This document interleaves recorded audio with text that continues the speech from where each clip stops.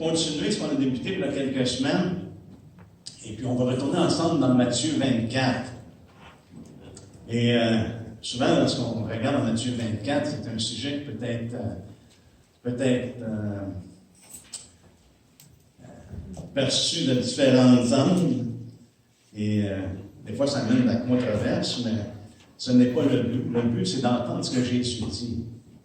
Parce qu'il y a une chose que j'ai remarqué dans ma vie, de plus en plus j'avance, ce qui compte le plus, c'est pas ce que les hommes pensent, mais c'est vraiment ce que Jésus révèle. Ça, c'est vraiment la base, le fondement sur lequel nous sommes appuyés. Il est la pierre angulaire, il est le fondement. Donc, pour ma part, tout ce qui est bâti dans nos vies doit avoir ce fondement-là. Et ça doit ressortir de ce que Jésus nous dit. Et il n'y a pas de meilleure place que de commencer que dans les évangiles, lorsque Jésus parle de vive voix. Donc, on peut avoir des oreilles pour entendre maintenant ce que l'Esprit nous dit à travers sa parole. Et on a commencé à regarder ce chapitre-là suite au fait que les disciples ont demandé à Jésus des questions très pertinentes. Et on a vu ensemble que Jésus leur donne justement une parabole pour être en mesure de comparer les choses, la situation dans laquelle on se trouve, qu'on puisse être en mesure de voir, avoir le pouls de ce qui se passe.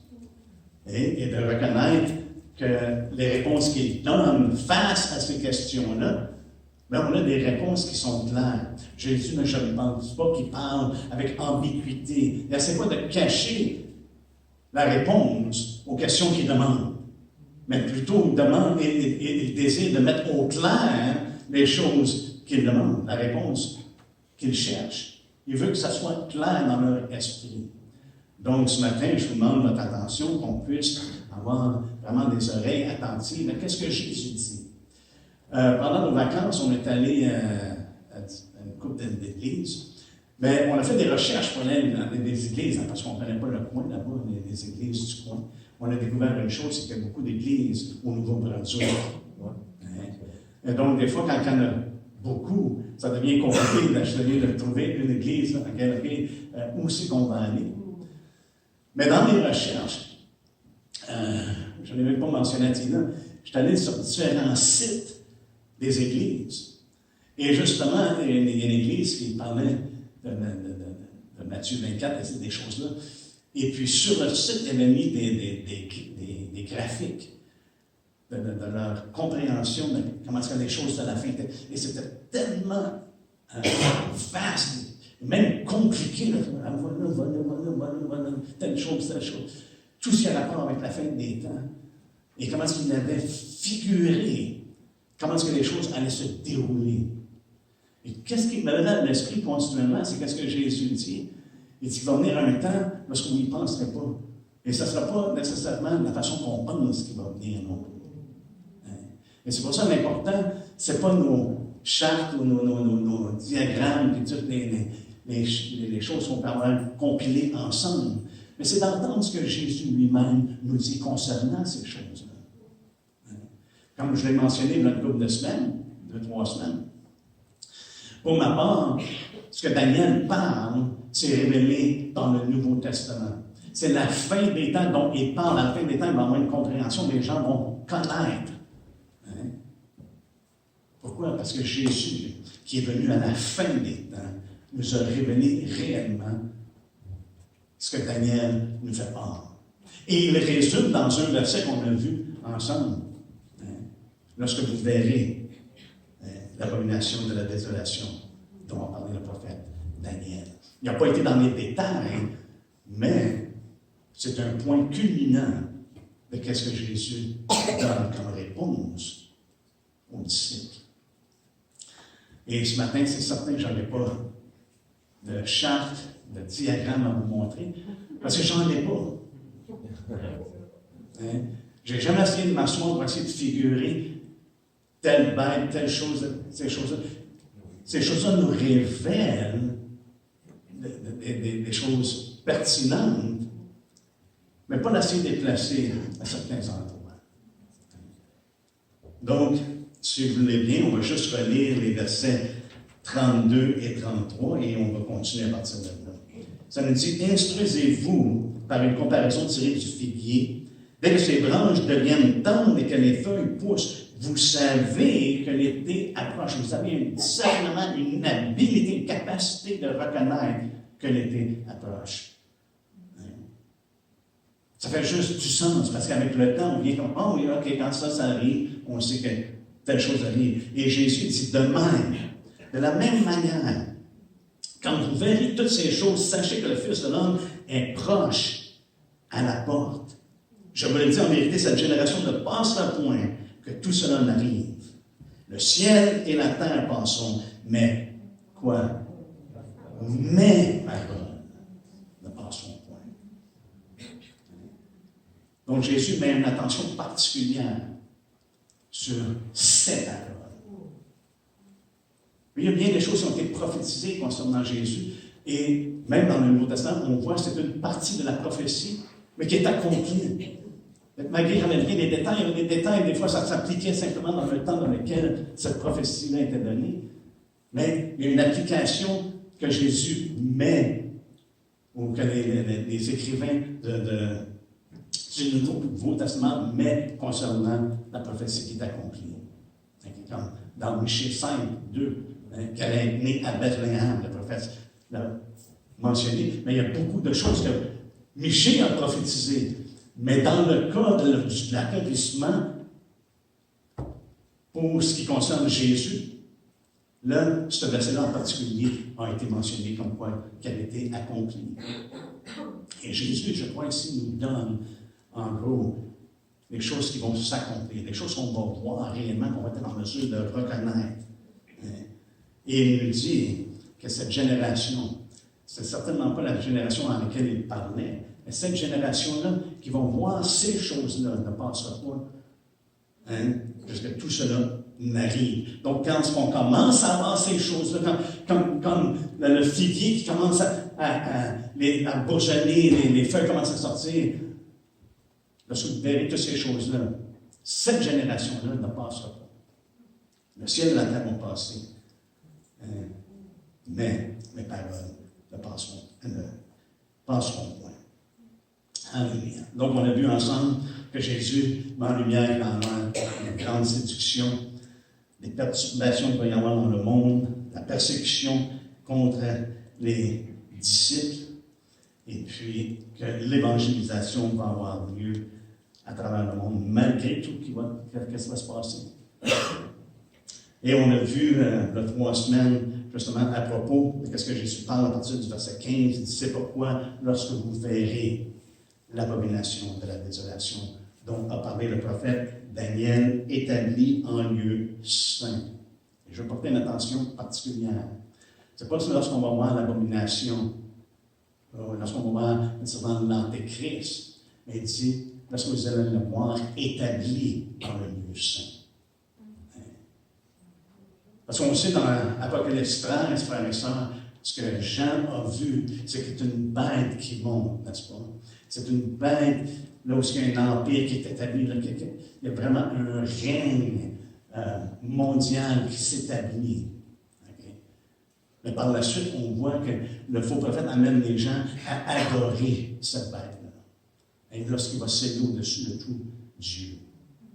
Donc, ici, Jésus met une attention particulière, il dit, lorsque vous le verrez établi en lieu saint, que celui qui lit fasse attention. Alors que ceux qui sont en Judée et ces choses-là, on a vu ensemble, là, ça ne sera pas le temps d'analyser. Lorsqu'on le voit établi, on va voir un système qui va s'établir, frères et sœurs. J'ai aucun doute de ça. Et on va le voir éventuellement s'établir dans le lieu saint. Là, au verset 21, c'est ce qu'on va regarder. On a juste mentionné la semaine, quelques semaines. À partir du verset 21, on voit que c'est le commencement de la grande détresse, on appelle la grande tribulation. Ça dit quand vous allez le voir établi en lieu saint, car alors la détresse sera si grande. Parce que c'est à ce moment-là, également dans Apocalypse 13, lorsqu'il est établi, qui fait la guerre aux saints. Il ne fait pas la guerre aux saints pendant 7 ans, il fait la guerre aux saints pendant 42 mois. Cette grande détresse-là, cette emphase-là, qui va perturber le monde dans lequel on vit, et surtout ceux qui confessent Jésus-Christ. Parce que sa guerre va être visée spécifiquement envers les saints. Et si vous doutez qui sont les saints, prenez l'exemple que Dieu donne concernant les Corinthiens, parce qu'ils vous appellent saints. Nous sommes les saints, ceux qui ont la foi en Jésus-Christ, soit juifs ou païens. Il n'y a pas de différence. Il les a réconciliés, il a fait des deux un. Donc, ici, regardez ce qu'il dit, car alors la détresse sera si grande qu'il n'y en a point eu de pareil depuis le commencement du monde jusqu'à présent, et il n'y en aura jamais. Avec moi dans Marc 13, et la raison que je vais aller dans Marc 13, parce qu'il y a une couple de choses. C'est le même passage, pratiquement il dit les mêmes choses, mais il y a une couple de choses qui sont dites différemment, qui amènent, je crois, une clarification concernant ces temps-là. Donc, si on commence au verset 14, ça nous dit, lorsque vous verrez l'abomination de la désolation établie là où elle ne doit pas être. C'est où? Matthieu nous dit, dans le lieu saint. OK? Que celui qui lit fasse attention, alors que ceux qui seront en Judée fuient dans les montagnes, que celui qui sera sur le toit ne descende pas, n'entre pas. À ce moment-là, mais que ça soit établi, frères et sœurs, là où ce qu'on soit, quelle que soit notre occupation, c'est pas le temps d'essayer de s'occuper de ces choses-là. C'est ce que ça semble dire. Et c'est pour ça qu'il dit même malheur haut et large pour les femmes qui sont enceintes, qui allaiteront en ces jours-là. Ça va rajouter un autre niveau de difficulté. Ça nous dit au verset 18, priez pour que ces choses n'arrivent pas en hiver. Et au verset 19, ça dit, car la détresse en ces jours-là sera telle qu'il n'y en a point eu de semblable. Comment? Depuis le commencement du monde. Depuis le commencement du monde. Est-ce qu'on comprend bien ce qu'il dit? Depuis le commencement du monde. Ce qui s'est passé dans le temps de Noé, là, c'est pas plus grave que ça. C'est pas plus grave que ça. Il dit, depuis le commencement du monde, il n'y en a jamais eu comme ça, et il n'y en aura jamais d'autres. Depuis le commencement du monde que Dieu a créé jusqu'à présent, et qu'il n'y en aura jamais. Donc, on le sait, c'est un temps final, n'est-ce pas? Est-ce qu'on est d'accord là-dessus? Là, il faut chercher d'être d'accord sur des choses qu'on peut être d'accord. Les choses qui sont sûres. On est d'accord que c'est un temps final. Et c'est une détresse comme jamais auparavant, car il n'y a jamais eu dans le monde. Et on sait qu'est-ce qui s'est passé avec Noé. Le monde a été détruit, à l'exception de 8 personnes qui sont rentrées dans l'arche, dans la provision de Dieu. Et ici, il dit jamais, il y en a eu auparavant, il n'y en aura jamais par la suite. Il dit, si le Seigneur n'avait abrégé ces jours, personne ne serait sauvé. Mais il les a abrégés à cause des élus qu'il a choisis. Si quelqu'un vous dit, alors, le Christ est ici ou il est là, ne le croyez pas. Car il s'élèvera de faux Christ et de faux prophètes. Ils feront des prodiges et des miracles pour séduire les élus. On dirait que c'est comme ici, Marc donne une attention particulière que le but visé, parce qu'il va avoir déjà séduit le monde. Le monde est déjà séduit. Mais ici, c'est comme Marc met en lumière qu'il vise particulièrement de séduire les élus. Parce que le monde y appartient déjà. Il a déjà dit, tous les royaumes dans ce monde, il était prêt à donner à Jésus si Jésus se prosternait devant lui. Pourquoi? Parce qu'il dit, ça m'a été donné. Tout ce qui est dans le monde. Et Jean est très clair là-dessus dans 1 Jean 5, justement. On sait que le monde entier est sous l'empire du diable. sa mire ou sa cible, c'est les saints, c'est les élus, c'est les choisis, c'est les chrétiens, c'est ceux qui marchent à la suite de Christ. Et c'est ce qu'on voit également dans Apocalypse 13. Lorsqu'il est établi, qu'est-ce qui se passe? Il fait la guerre aux saints. C'est ciblé pour les saints. Et Marc met ça en lumière. Il va y avoir une sorte de faux Christ et de faux prophètes. Ils feront des prodiges et des miracles pour séduire les élus, s'il était possible. Vous savez quoi? Un élu est en Christ. Je ne sais pas, il est en Christ fâché, comme on comprend ça, mais il est en Christ. Il est établi, il est fondé en Christ. Il demeure en Jésus-Christ. Et Jésus dit, il n'y a personne qui peut vous arracher de la main de mon Père. Quand une personne demeure en lui, il est impossible d'être séduit. Pourquoi?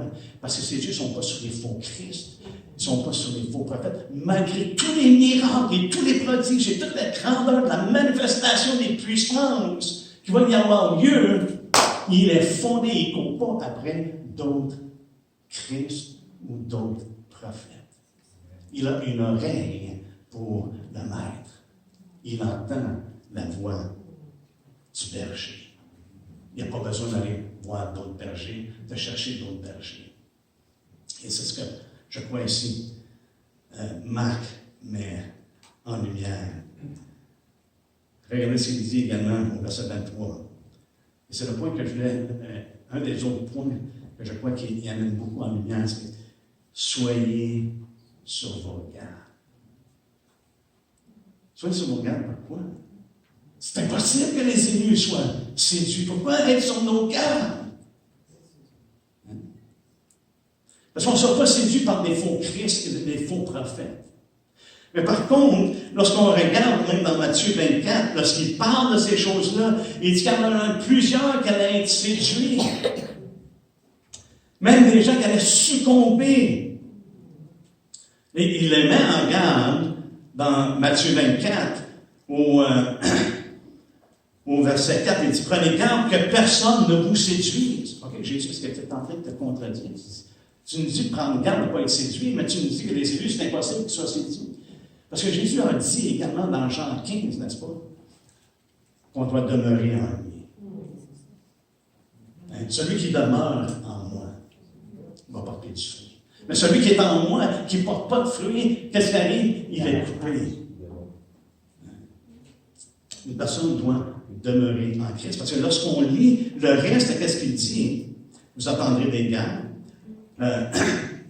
Il y en a qui disent, ça dit, il y en a qui vont dire, c'est moi qui suis le Christ. Ils séduiront beaucoup de gens, et c'est pas en particulier, c'est des gens en général.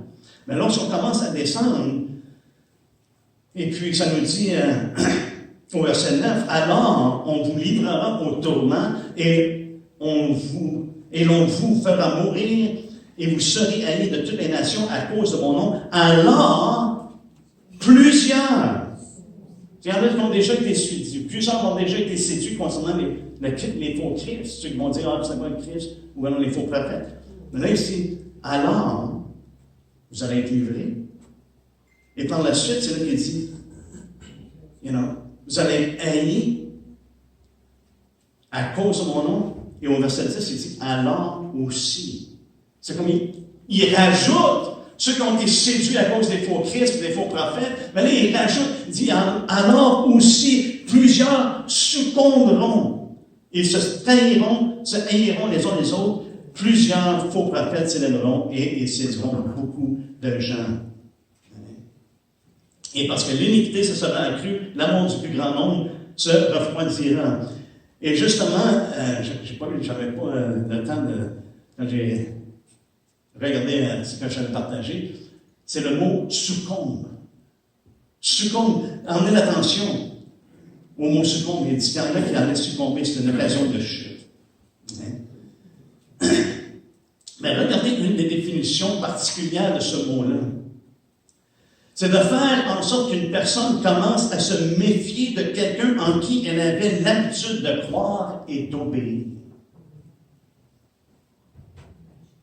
Et c'est intéressant dans le contexte dans lequel il dit, on va vous livrer, mais il semble, suite à ces persécutions-là, à ces difficultés-là, il y en a qui vont succomber, et qu'est-ce qu'on fait? Ils vont se faire à se trahir. Ouais, mais il va y avoir une pression, n'est-ce pas? Et ils vont commencer à se méfier. Ils vont commencer, malgré qu'ils avaient croyaient et qu'ils mettaient leur foi et qui obéissaient maintenant, c'est comme si, non, le coût est trop élevé. Mais c'est pour ça que Jésus a dit, il y a une personne veut venir à lui. Qu'est-ce qu'il lui dit de faire? Annonce à toi-même, prends ta croix et suis-moi. Mais il dit dans Luc également qu'une personne doit considérer si elle est capable d'aller jusqu'au bout. Quand il bâtit, tu as besoin de savoir, OK, j'ai su ce que j'ai besoin pour bâtir. Si tu vas à la guerre, est-ce que je suis capable d'affronter l'ennemi avec ce que j'ai? Et en tant que chrétien, on doit considérer le prix. Et ces choses-là vont être mises, malheureusement,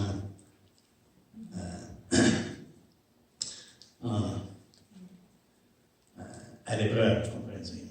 Donc, qu'est-ce qu'il dit dans Marc 13, au verset 23, il dit, soyez sur vos gardes, je vous ai tout annoncé d'avance. Mais Jésus veut qu'on soit sur nos gardes. Il veut vraiment qu'on veille. Parce que les temps vont venir difficiles au point que, à travers la persécution, à travers les séductions dans le monde, il y en a plusieurs qui vont être séduits, et il y en a qui vont succomber. Ça veut dire, pour succomber, c'est parce que tu te tenais quelque part. Hein, tu te tenais en place, mais là, tu succombes. Et c'est pour ça qu'il nous met en garde. Soyez sur vos gardes.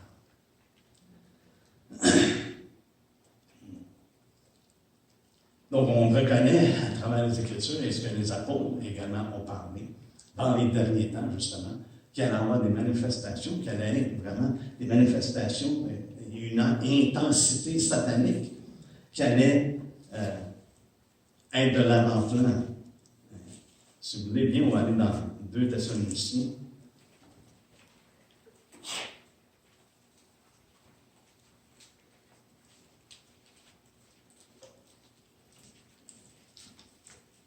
C'est toutes des choses que vous connaissez, la plupart d'entre vous. Je crois qu'il est bon de les réviser dans le contexte dans lequel je crois que le Seigneur nous les donne. Parce que lorsque le Seigneur dit, quand ces choses-là vont arriver, quand vous allez voir l'abomination établie en lieu, dans le lieu saint, et Paul, justement, par révélation du Seigneur, parce qu'on sait que le Seigneur, comme je vous avais mentionné, a destiné Paul, destiné Paul à connaître sa volonté, à voir le juste et entendre les paroles de sa bouche. Et même par rapport à l'avènement du Seigneur, il dit c'est une parole qui vient du Seigneur lorsqu'il parle. Ici, au verset 3, chapitre 2 Thessaloniciens 2, 3, ça nous dit que personne ne vous séduise. Il m'en garde l'Église. Que personne ne vous séduise. D'aucune manière, car il faut que l'apostasie soit arrivée auparavant et qu'on ait quoi? Exactement ce que Jésus dit. Qu'on ait vu paraître l'homme impie, le fils de la perdition, l'adversaire qui s'élève au-dessus de tout ce qu'on appelle Dieu et de ce qu'on adore. Il va jusqu'à s'asseoir dans le temple de Dieu, se proclamant lui-même Dieu. Ça, c'est ce qui va être établi. Et Paul et Jésus, premièrement, on sait que Jésus a reçu toute autorité. N'est-ce pas? Est-ce qu'on croit ça que Jésus a reçu toute autorité? Toute autorité, non seulement sur la terre, mais dans le ciel et sur la terre. En français, je pense qu'on traduit tout pouvoir. Mais c'est le même mot. Tout pouvoir, toute autorité. Hein? En anglais, on dit the buck stop here. Hein? C'est avec Jésus. Hein? C'est ce que Jésus dit qui compte. Et c'est pour ça que mes paroles ne passeront point. Vous allez voir le ciel et la terre passer, mais vous ne verrez pas ma parole passer. Hein? Ma parole ne change pas. Et Paul ici inspiré de l'Esprit de Dieu, parce qu'il était destiné pour nous, utilisé par Dieu pour nous donner ses écrits. Il dit, et qu'on ait vu paraître l'homme impie, le fils de la perdition, l'adversaire qui s'élève au-dessus de tout ce qu'on appelle Dieu et de ce qu'on adore. Il va jusqu'à s'asseoir dans le temple de Dieu et se proclamant lui-même Dieu. On va voir qu'il va s'établir. Non seulement qu'il va venir, mais qu'il va s'établir. Et qu'il va être au point de s'élever lui-même au-dessus de tout ce qu'on appelle Dieu. Et puis, il va se proclamer lui-même Dieu. Au verset 5, il nous dit, ne vous souvenez-vous pas quand je disais ces choses, lorsque j'étais encore chez vous. Quand on a parlé, c'est évident que Paul en a fait un sujet qui était quand même important, n'est-ce pas? Il en a parlé souvent. J'aurais juste aimé qu'il écrive qui le retient. Parce qu'il dit, je vous en ai parlé encore chez vous, et maintenant vous savez ce qui le retient, afin qu'il ne paraisse qu'en son temps. Car le mystère de l'iniquité agit déjà, on le voit déjà. Et frères et sœurs, je pense qu'on va voir également qu'avant qu'il soit établi, on va voir le mystère de l'iniquité se proliférer. Parce que Jésus le dit également dans Matthieu 24. Il dit l'iniquité va s'accroître. Va s'accroître. Ça va être de plus en plus. Mais il dit, on voit déjà le mystère de l'iniquité qui agit déjà. Il faut seulement que celui qui le retient encore ait disparu. Et alors paraîtra l'impie, que le Seigneur Jésus détruira par le souffle de sa bouche et qu'elle écrasera par l'éclat de son avènement. L'apparition de cet impie se fera par la puissance de Satan. On sait qu'il va y avoir des prodiges, des miracles, des mensonges, il va y avoir toutes sortes de choses qui vont se faire. Avec toutes sortes de miracles, de signes et de prodiges mensongers, et avec toutes les séductions de l'iniquité pour ceux qui périssent. Et pourquoi? Parce qu'ils n'ont pas reçu l'amour de la vérité pour être sauvés. Mais ceux qui ont reçu l'amour de la vérité, qui sont en Christ, il n'y a rien qui peut nous arracher de la main de Dieu.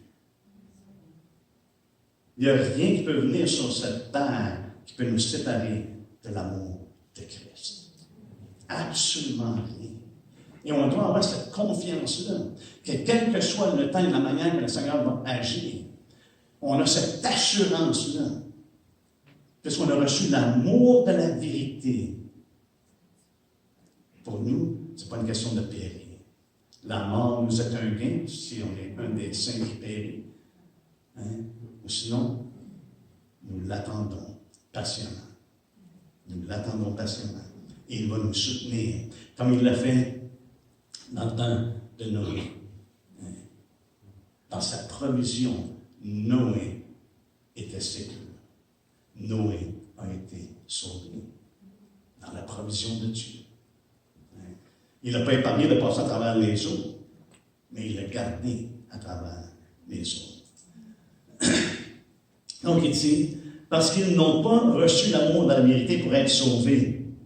Aussi, Dieu leur envoie-t-il une puissance d'égarement pour qu'ils croient au mensonge, afin que tous ceux qui n'ont pas cru à la vérité, mais qui ont pris plaisir à l'injustice, soient condamnés. Ceux qui ont reçu la vérité, il n'y a pas de condamnation en Jésus-Christ. Savez-vous quoi? Il nous a réconciliés, il nous a justifiés. Alléluia. Il n'y en a pas de condamnation pour ceux qui se trouvent en Jésus-Christ, qui ont reçu la vérité. Alléluia. Mais une chose qu'on voit, comme j'avais mentionné il y a 3 semaines, c'est qu'il va y avoir un système qui va s'établir, un système qui va être politique et religieux. Et on voit ici qu'il va chercher l'adoration des hommes. Et maintenant, si on retourne dans Matthieu 24, je crois que Jésus donne en réponse aux disciples qui lui posent la question, il clarifie le sujet de son apparition, le sujet de sa venue. Parce que la question était bien, quel sera le signe de ton l'avènement. Et le terme signe, ici, c'est un terme qui est utilisé pour quelle va être la marque, quel va être le témoignage qui va entourer, qu'est-ce qu'on va témoigner concernant ce qui va entourer ton avènement. Okay? Et c'est ce qu'il donne comme réponse. Et je crois ici qu'il clarifie concernant son apparition. Au verset 20, on a lu les versets jusqu'au verset 26, jusqu'au verset 25, je crois. Voici, je vous l'ai annoncé d'avance, mais on a lu ça dans Marc. Okay? Je vous ai tout dit d'avance. C'est pour ça qu'il dit prenez garde à vous-même. Okay. Verset 26, ça nous dit, si donc on vous dit, voici il est dans le désert, n'y allez pas. Voici il est dans les chambres, ne le croyez pas. Car comme l'éclair part de l'Orient et se monte jusqu'en Occident, ainsi sera l'avènement du Fils de l'homme. Je crois qu'il est très clair à la réponse. C'est ce qu'elle sera. Et il leur dit, ça ne sera pas quelque chose qui va être terrestre. Ça ne sera pas qu'il est dans les chambres, il est dans le désert, à quelque part. Là. Il sentait quelque chose comme l'éclair. Quelque chose qui vient du ciel. Et quand Jésus a été enlevé, quand Jésus est monté au ciel, qu'est-ce que les anges ont dit? De la même manière que vous l'avez vu monter, vous allez le voir descendre. Il va revenir de la même manière. Il vient du ciel, frères et sœurs. Et c'est ce qu'il dit au début de Thessaloniciens. Il dit, vous attendez Jésus du ciel. Vous attendez qu'il revienne du ciel. Eux sont sur la terre, mais ils attendent qu'il revienne du ciel. Qu'est-ce que c'est Jésus met au clair? Et ça va être comme l'éclair. L'éclair, quand il y a un éclair, on la voit. Parce que si on ne voit pas l'éclair, c'est parce qu'il n'y a pas eu d'éclair.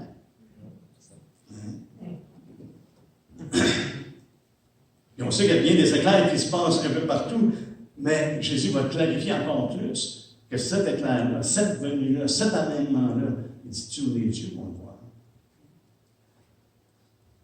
Et là, il nous dit quelque chose qui est très intéressant. En quelques lieux, au verset 28, lorsqu'il mentionne concernant justement l'éclair de l'Orient, se monte jusqu'en Occident, ainsi sera l'avènement du Fils de l'homme. Au verset 28, en quelques lieux que soit le cadavre, là s'assembleront les vautours. Et j'ai toujours trouvé ça fascinant. Je l'ai mentionné ici à quelques reprises. C'est fascinant. Même si tu ne vois pas le cadavre, tu sais qu'il y a un cadavre lorsque tu vois les vautours qui se promènent, les aigles. Tu sais qu'il y a de quoi à quelque part dans ce lieu-là. Ça témoigne qu'il y a un cadavre. N'est-ce pas? Quel sera le signe de ton avènement? Quel modèle de témoignage? Comment ça va? Il dit, ça va être comme l'éclair. Ça va venir du ciel. Ça va être comme l'éclair.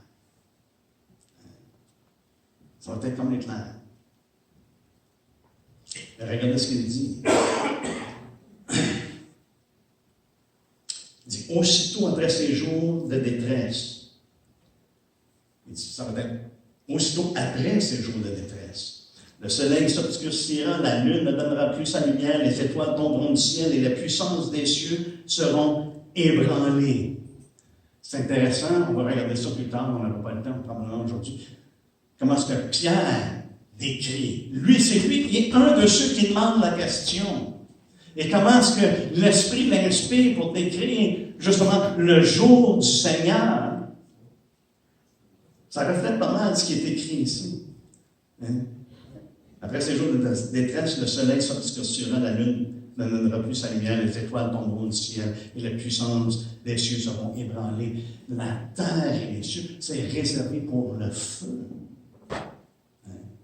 Tu sais, les hommes veulent sauver la planète. Dieu va la nettoyer, la planète.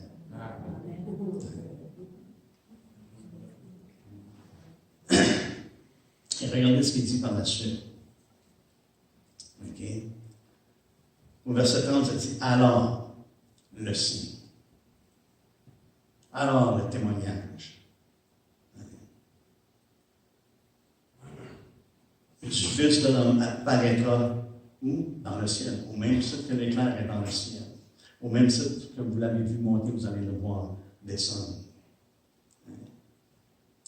Alors le signe du Fils de l'homme paraîtra dans le ciel. Toutes les tribus de la terre se lamenteront et elles verront le Fils de l'homme venant sur les nuées du ciel avec puissance et une grande gloire.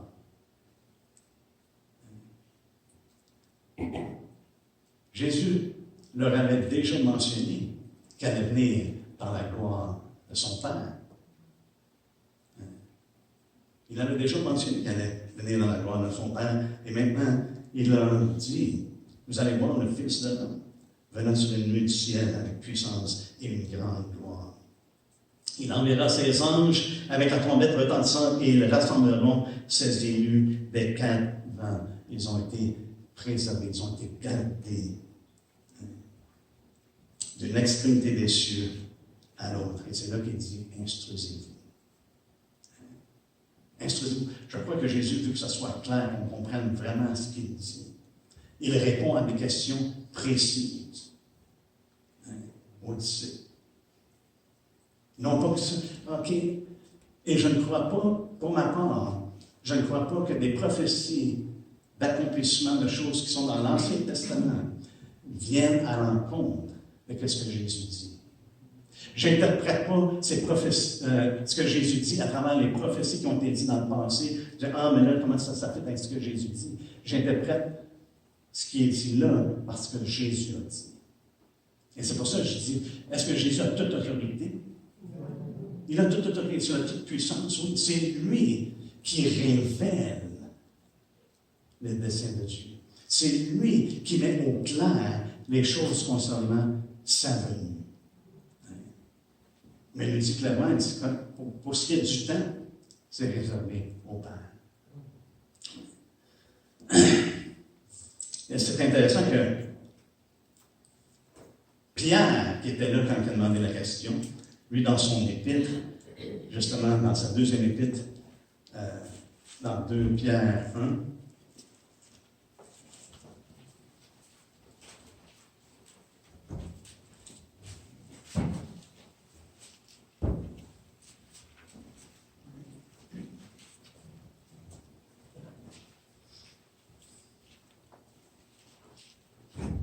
Pierre s'efforçait de prendre soin de rappeler les choses qu'il avait apprises, parce que le Seigneur nous a dit justement d'enseigner ses préceptes, n'est-ce pas? Tous ses préceptes. Et puis, au verset 12, il dit, voilà pourquoi je prendrai soin de vous rappeler ces choses. 2 Pierre 1, 12, bien que vous les sachiez et que vous soyez affermis dans la vérité présente. Et je regarde comme un devoir, aussi longtemps que je suis dans cette tente, de vous tenir en éveil par des avertissements. Ainsi, quand je sais que je la quitterai subitement, ainsi que notre Seigneur Jésus me l'a fait connaître. Il était au courant qu'il était sur le point de partir. Mais j'aurai soin qu'après mon départ, vous puissiez toujours vous souvenir de ces choses. Ce n'est pas en effet en suivant des fables habilement conçus que nous avons fait connaître la puissance et l'avènement de notre Seigneur Jésus-Christ. Mais c'est comme ayant vu sa majesté de nos propres yeux. Il n'a pas formulé des histoires. Les apôtres n'ont pas essayé d'embellir ou de changer quoi que ce soit. Ce qu'ils avaient entendu de Jésus, c'est ce qu'ils ont communiqué. Et c'est intéressant que par la suite, justement, Pierre entre dans les détails de la venue du Seigneur, de l'avènement du Seigneur. Pourquoi? Parce qu'il y en a qui se moquent, qui disent, les choses, ça n'a pas changé depuis le commencement. Une chose qu'ils ont failli de remarquer, c'est ce que Jésus avait dit. Il dit, bon, une détresse si grande que ce ne sera pas comparable à quoi que ce soit qui est arrivé auparavant et qu'il n'y en a plus jamais par la suite. Et Pierre met en lumière exactement les mêmes choses que Jésus a parlé dans son épître. On ne prendra pas le temps de regarder juste en ce moment. On va regarder ça probablement la semaine prochaine. À moins qu'on devance un peu. Allons dans 2 Pierre. On est dans 2 Pierre, allons au chapitre 3. Parce qu'on sait que la parole de Dieu, c'est pas, on n'a pas suivi des fables. Pour ma part, je crois qu'aujourd'hui, la majorité de l'Église croit une fort. Une histoire bien montée. Mais qui vient par contre à l'encontre de ce que Jésus nous dit, parce qu'il nous dit, ça va être après ces jours de détresse-là que vous allez voir le Fils de l'homme. Fait qu'on a, et si je suis dans l'erreur, c'est la meilleure erreur que je pourrais faire dans ma vie.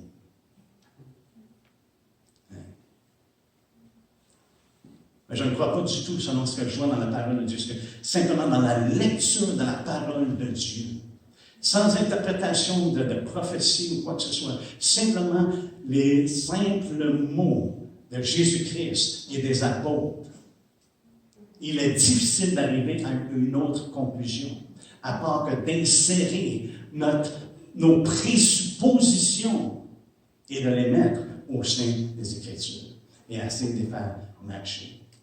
Et on fait ça dans bien des domaines, frères et sœurs, dans bien des doctrines, comme la doctrine de la position de la femme dans l'Église. Autant que c'est aussi clair dans les Écritures que Paul dit, je ne permets pas à la femme d'enseigner. Et on trouve des moyens que la femme enseigne dans l'Église et qui tiennent des pastorats et ces choses-là. Et je sais que ça peut offenser des gens, mais voyez-vous, il est impossible que l'offense ou les scandales ne viennent pas. C'est impossible. Jésus dit ça. Il va y avoir des scandales. Il va y avoir des offenses. Mais si une personne est offensée à la vérité, c'est une chose. Si vous êtes offensé à moi à cause de ma personnalité, ça c'est autre chose. Mais notre responsabilité, pour quiconque prêche la parole de Dieu, c'est de prêcher la vérité. C'est la seule responsabilité. Mais je crois devant Dieu, là, ça ne sera pas comment est-ce que je communiquais. Oh, mec, tu étais éloquent, tu étais wow. Tu étais un Apollon. Je suis loin d'être un Apollon. Mais plus de style, Pierre, t'as bien, tu te mets les pieds dans la bouche. Ça me fâche. Mais on va juste terminer avec ce passage-là. Parce que la parole de Dieu nous dit qu'il va y avoir des temps ténébreux. C'est ce que Jésus dit. Dans Matthieu 24, au verset 29, le soleil va changer et la lune ne donnera pas sa lumière. Ça va y avoir des temps ténébreux. Même Joël a prophétisé qu'il y allait avoir des temps justement ténébreux concernant ces choses-là. Et Pierre a prêché et a utilisé justement le texte dans le jour. Ça va être un jour ténébreux. Maintenant, regardez ce que Pierre et on termine avec ça. Il y a juste simplement une dizaine de versets à lire. Au chapitre 3, ça nous dit, au verset 1, « Voici déjà, bien-aimé, la seconde lettre que je vous écris. Dans l'une et dans l'autre, je cherche à éveiller par des avertissements votre sainte intelligence, afin que vous vous souveniez des choses annoncées d'avance par les saints prophètes et du commandement du Seigneur et Sauveur enseigné par vos apôtres. Sachez avant tout que dans les derniers jours, c'est pas simplement, c'est vraiment dans les derniers jours, il viendra des moqueurs avec leur raillerie et marchant selon leur propre convoitise. Ils disent, où est la promesse de son avènement? Et c'est exactement la question, pas dit de la même façon, mais c'est exactement ce qu'ils cherchaient à connaître. Là, souvent, on voit Jésus, puis il a dit, ça va être quoi le signe? C'est quoi concernant ton avènement et puis la fin du monde? Comment c'est quoi l'affaire? Comment ça va fonctionner? Autrement dit, qu'est-ce que tu témoignes de ces choses-là?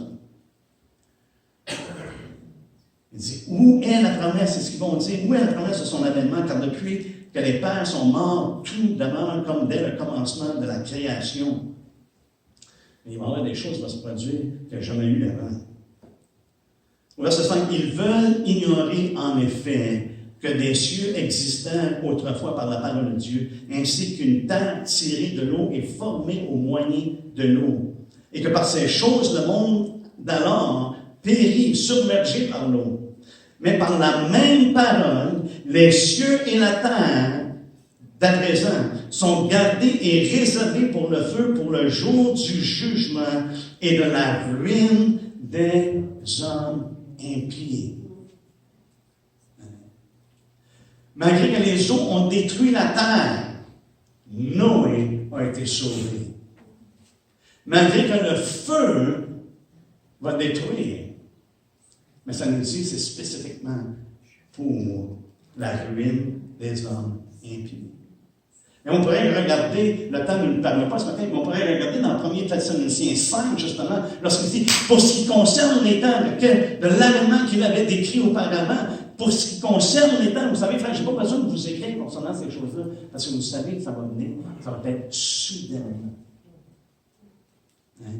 Les gens vont dire, paix et sûreté, ou paix et sécurité. Alléluia! Vous dites, il va y avoir une ruine soudaine. À ce moment-là. Verset 8, ça nous dit, mais il est une chose, bien aimée, que vous ne devez pas ignorer. C'est que devant le Seigneur, un jour est comme 1000 ans. Et 1000 ans, c'est comme un jour. Et on peut avoir toutes sortes d'interprétations comme ça. Mais moi, une chose qui est claire, c'est que ça ne sera pas dans le temps de l'homme. Ça ne sera pas comme on pense. Dieu a son propre temps. Et il donne un exemple. Pour Dieu, un jour, c'est comme 1000 ans. 1000 ans, c'est comme un jour. Au verset 9, le Seigneur ne tente pas dans l'accomplissement de la promesse. Quelle promesse il a fait? De son avènement, de sa venue, de sa parousia. Je ne sais pas si on prononce exactement comme ça en grec. Mon grec est un peu rouillé.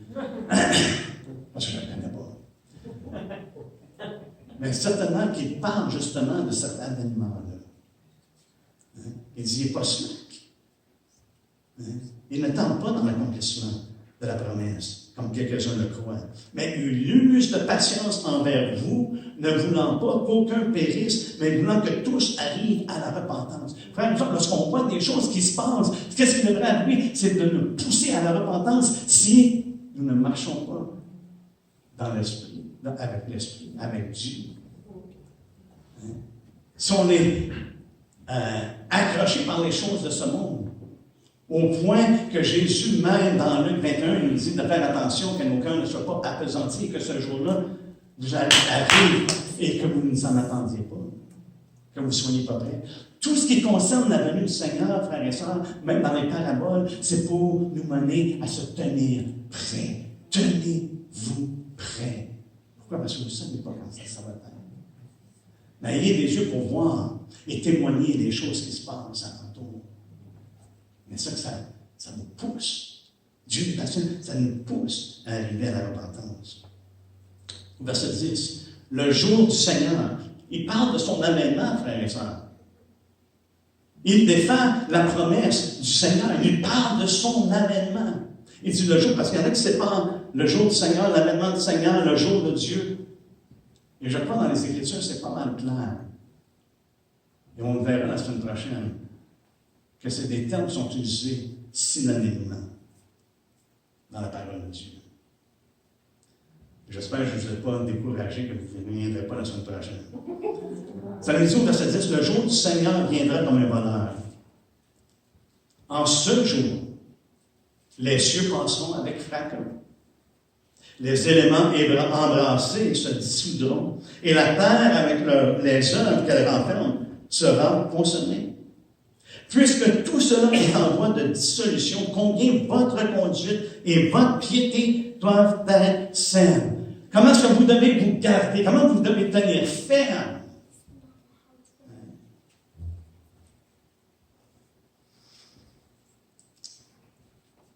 Au verset 12, attendez et hâtez l'avènement du jour de Dieu. Enfin, il parle de la même chose. Et on va voir, je crois, sans ambiguïté, que le Seigneur parle, ici que Pierre parle de la même chose. De l'avènement du jour du Seigneur et le jour de Dieu. L'avènement du jour de Dieu. Jour à cause duquel les cieux enflammés se dissoudront et les éléments embrassés se fondront. Mais nous attendons, selon sa promesse, de nouveaux cieux et une nouvelle terre où la justice habitera.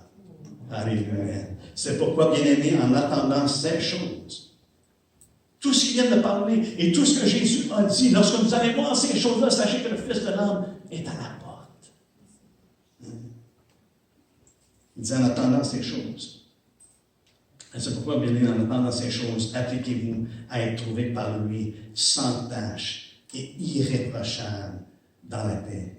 Croyez que la patience de notre Seigneur est votre salut, comme notre bien-aimé frère Paul vous l'a aussi écrit selon la sagesse qu'il lui a été donnée. Et on sait quelle sagesse qui a été donnée. Il a été destiné à connaître la volonté de Dieu, à voir le juste et à entendre les paroles de sa bouche. Et lorsque Paul écrit, maintenant, lorsque je regarde et je lis les Écritures, Seigneur, c'est vraiment que tu as poussé ces hommes-là. Ton esprit les a poussés afin qu'on ait une parole certaine. Et la chose que l'ennemi veut faire, frères et sœurs, c'est d'emmener un doute sur la véracité de la parole de Dieu. Et il va prendre n'importe quel moyen pour essayer d'y arriver. Mais à nous, selon l'exhortation de sa parole, de tenir ferme et de réaliser que Jésus dit, le ciel et la terre vont passer, mais mes paroles ne passeront point. Amen. Si on peut se lever ensemble, s'il vous plaît. Merci pour votre attention et on continuera la semaine prochaine sur le même thème. Amen.